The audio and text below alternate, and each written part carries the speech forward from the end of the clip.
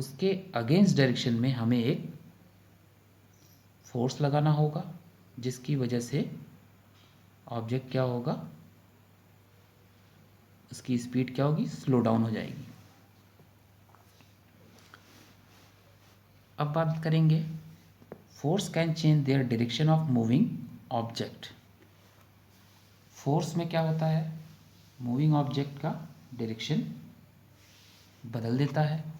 In cricket when batsman hits the ball that is bowled at him, the direction in which ball is moving changes.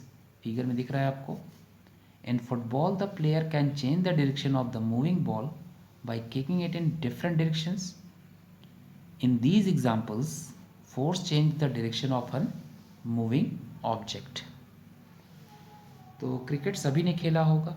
जब batsman क्या करता है, ball को hit करता है, तो जिधर से हिट करता है बॉल उसी डायरेक्शन में क्या होती है, मूव करती है।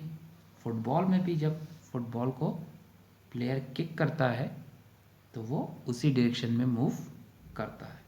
इससे ये साबित होता है कि फोर्स क्या करता है, मूविंग ऑब्जेक्ट के डायरेक्शन को चेंज कर सकता है। अब हम आते हैं, force can change the shape और साइज ऑफ एन ऑब्जेक्ट। इसके अलावा फोर्स के द्वारा ही ऑब्जेक्ट की साइज या शेप को भी बदला जा सकता है। While making chapatis we change the shape of the dough by applying force with our hand. हम सभी चपातीज बनाते हुए घरों में आपने देखा भी होगा, उसमें क्या होता है,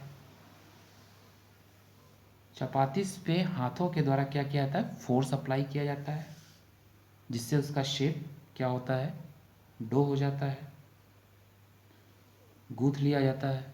the length of a rubber bands increase when it is pulled, you can also break things by applying force.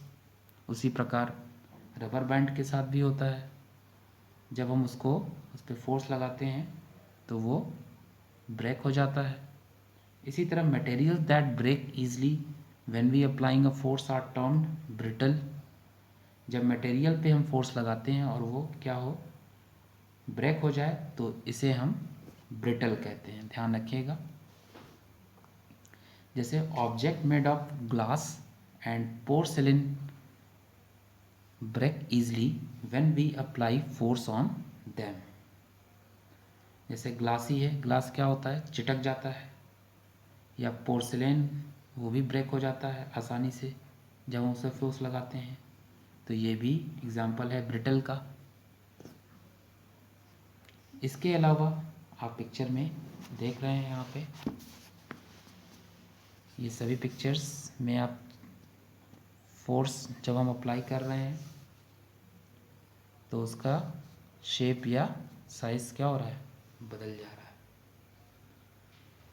अब हम बात करेंगे मैग्नीट्यूड ऑफ फोर्स की। Magnitude of force is the strength of the force acting on an object. It depends upon the number of forces involved in a particular action and also the direction in which they act. Force का अपना एक magnitude होता है। Force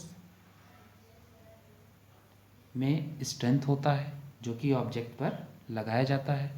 इसके अलावा force के द्वारा ही कुछ पर्टिकुलर एक्शन भी होते हैं जो कि डिफरेंट डायरेक्शन में पॉसिबल है।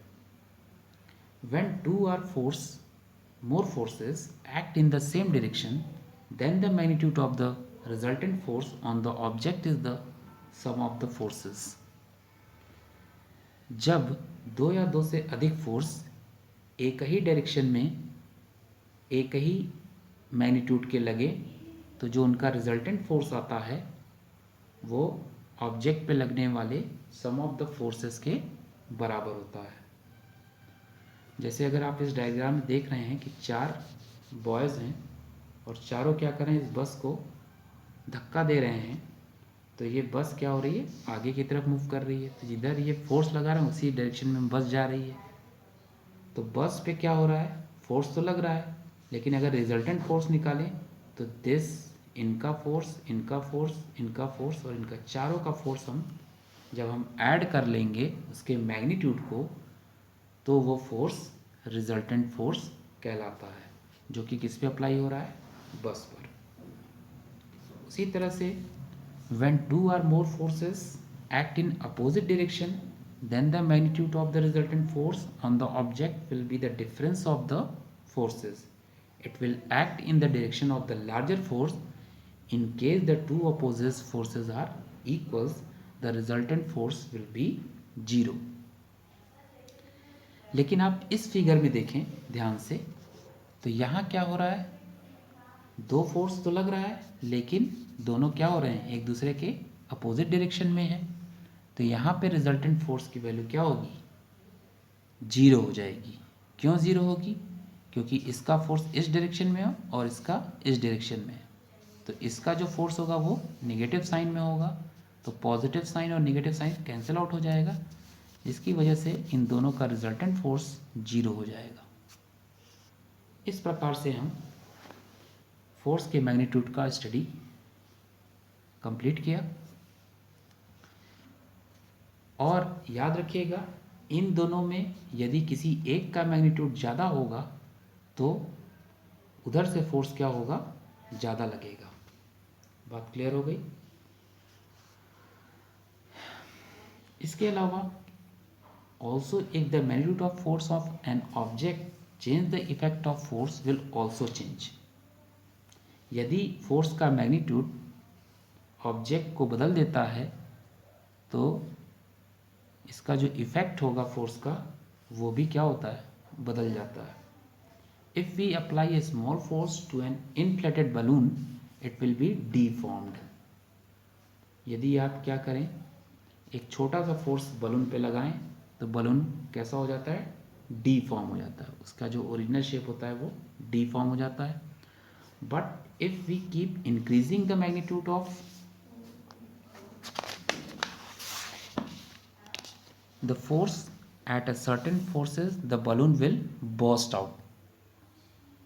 अगर मैं ज़्यादा फोर्स लगा दूं बलून पे तो बलून क्या हो जाता है, फूट जाता है।